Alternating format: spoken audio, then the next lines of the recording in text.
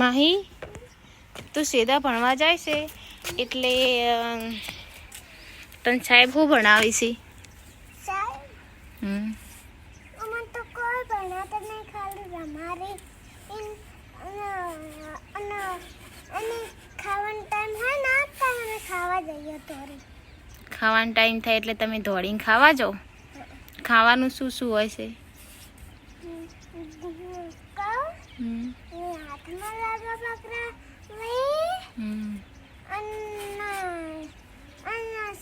અને શાક થાળી મારી અને આખે ખાવા પર ચમચી ના મળે. ચમચી નહીં મળતી? તો ચમચી નિહાળમાં તો ના જ મળે ને, ચમચી ઘરે મળે. તમારે ચમચી ઘરેથી લઈને જવાનું હોય. તમારે ચમચી ઘરેથી લઈને જવાનું હોય. તને કહું, તમારે ચમચી ઘરેથી લઈને જવાનું હોય.